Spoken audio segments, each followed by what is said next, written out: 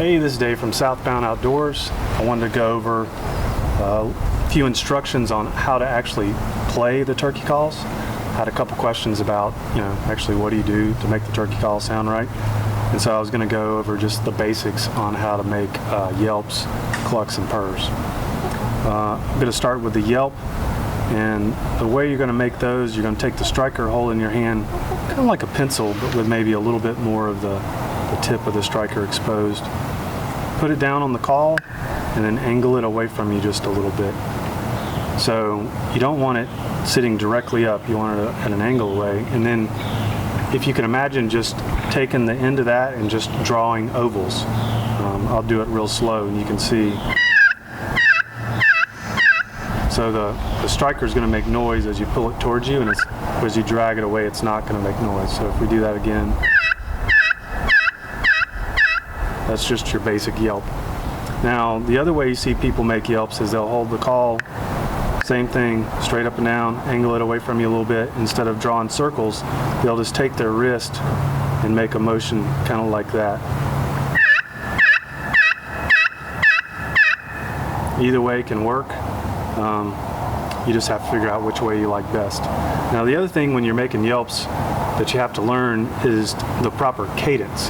So when those turkeys make yelps, sometimes it's nice and mellow and slow. Sometimes they get excited and go a little bit faster. But you just want to learn how to make different cadences depending on what you're trying to simulate with the turkey. The next thing is the cluck.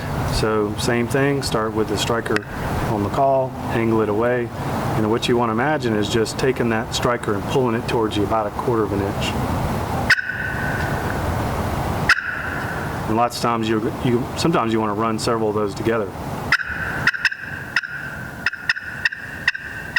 Or even take a couple and do some clucks and then do some clucks and run it into a yelp. Start combining different sounds. The last one is the purr, and it's probably the hardest one to learn in the sense that it takes some feel, because what you don't want to do is apply too much pressure and get it just to squeal. That's not what we're looking for. What we're looking for is that striker, as you pull it towards you, with just the right amount of pressure, it's going to go pop, pop, pop, pop, pop, pop, and actually create a purr. And sometimes you even have to search around on the call and get a good spot. That's a purr. It's a pretty good purr right there. And also, sometimes it's easier on these calls, if you want to do purrs, is just to use the bottom playing surface on the slate, because it purrs really well.